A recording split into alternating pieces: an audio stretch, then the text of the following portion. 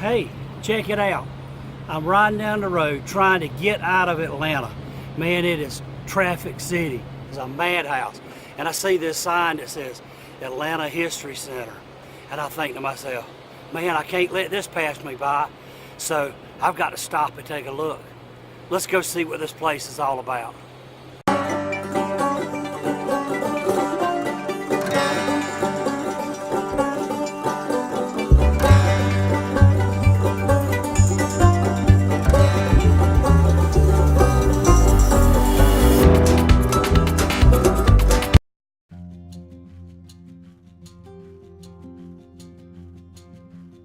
Okay, at this museum in Atlanta, they have a whole display on barbecue. And it's not just a little display. Here is a menu from Arthur Bryant's. You know, pound of meat for $12.75. And there's Jack's, best beer in town. This is called a barbecue machine from the 1920s to the 1940s.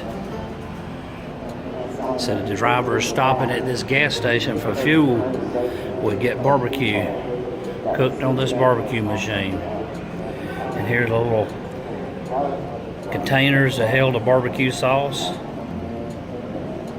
And they'd eat at a table, kind of like that. A retro, we call. We come into a room and there's all types of barbecue sauce. And there's all kinds of barbecue sauces. But I've often been told if your meat's any good, you don't need sauce. Here are all kind of barbecue cookers.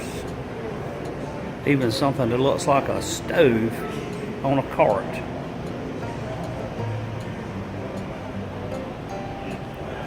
Fat Matt's Rib Shack. There's a Grand Champion Award for cooking barbecue from Memphis and May. Big Bob Gibson. I've had some of his barbecue. And there's a thing where they make the coals for barbecue made from 55-gallon drums.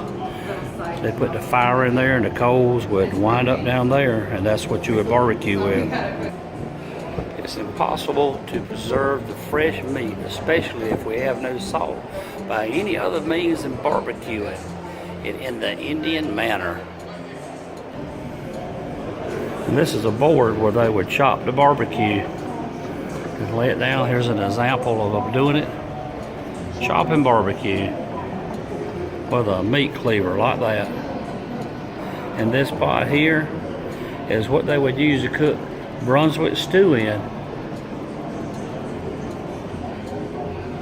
So one of the first Brunswick stews was with squirrel and onions and stale bread, and that's what they call Brunswick stew. And this is where you get the various parts. So barbecue, your jowl, shoulder, and a ham from the back end. And your bacon comes from the belly, or side meat. Here's something kind of interesting. Billy Possum said in January of 1909, President-elect William Howard Taft visited Atlanta, and during the visit, the City Chamber of Commerce hosted a ball that included a twist on a local favor, barbecued possum. And soon after, Billy Possum became a visible throughout a short-lived counterpart to Theodore Roosevelt's teddy bear. So Theodore Roosevelt was popular for the teddy bear, and William Howard Taft popular for Billy Possum. Here's a card that says, "We love Billy Possum. His coat is so warm, even if we have to eat him. He'll do us no harm. No more teddy bear. We will fondle with glee Billy Possum, and the future of our mascot shall be." Okay, this talks about a turning point in 1860.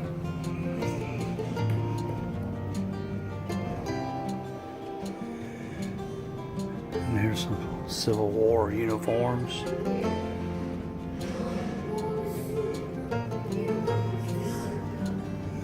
Said that Americans believed that they had a personal duty to defend themselves. Okay, and here's a thing here, and it talks about why the North fought. Point. That was it. Some various accoutrements, canteen, eating utensils. And the Southerners, they believed that the future of freedom and democracy was at stake. Of course, this is something that I've done for close to 40 years. I've been a living historian, just like this fella here. Don't do it as much as I did back when I was younger. I'm down to about one event a year, but it's still fun to do.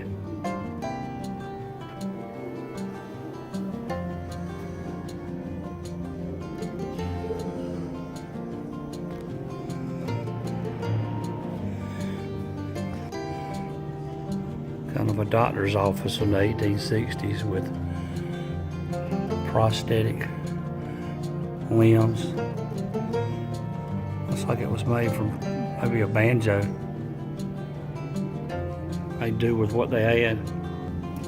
There's some doctor's kits, bone saw and knives and scalpels, and a lot of U.S. Army medicine kits. A lot of the medicines they used back then were very deadly. They used mercury, leads, and arsenic. If a bullet didn't kill you, a doctor surely would. And this piece of a tree limb came from one of the battles from around Atlanta. You notice how the lead is embedded into the tree. Some more cannonballs and shot. This is pretty neat. You see the ball, like right here, and this is what it looks like when it's sawn in half. Would contain black powder filled with small projectiles and a fuse in the top, and after it exploded, it would just go everywhere. Same way with the artillery shell there to the right of it, and that's what it looks like right there. This is a blanket roll from a soldier. It's a tarred canvas, and in that they would have sometimes like a knapsack sort of made from it, a backpack, where they would carry this thing here. Is called a housewife, with buttons, needles, and thread in it. Right there are matches that they called lucifers back then. And there is a backpack there, hard-sized backpack. Notice how the partition there is made from animal hide. Some infantry brogans or boots, and in the bottom of them, so they could keep their traction, were called hobnails.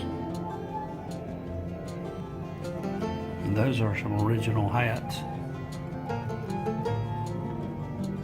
Okay, here's some more artillery shells, cannonballs, Civil War ordnance.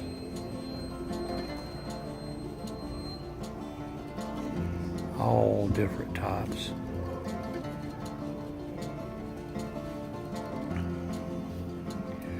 A lot of times the ladies from home would join the armories and roll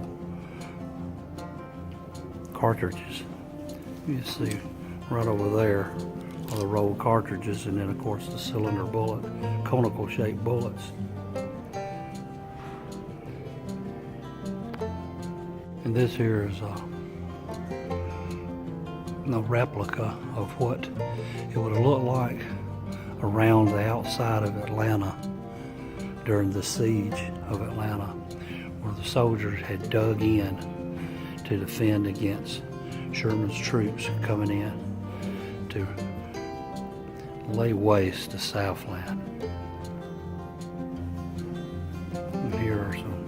cannon barrels.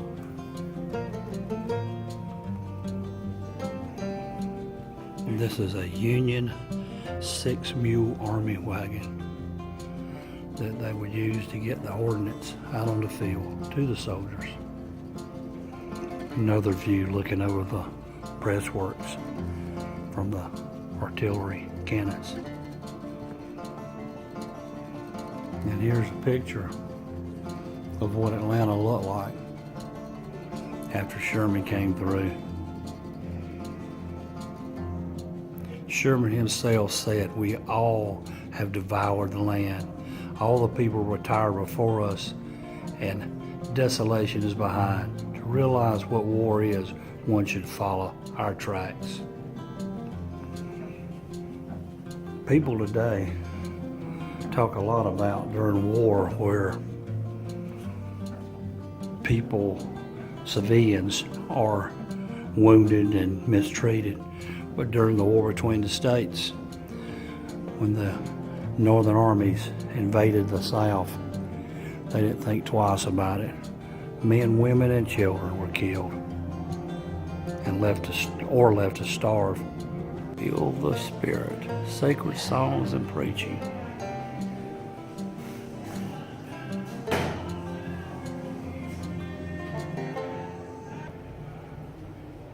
Lace making.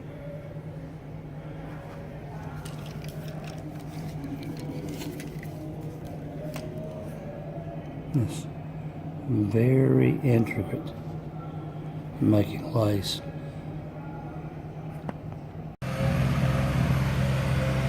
Okay, that about does it for the Atlanta History Center. It's quite a neat place. And for now, y'all have a good day.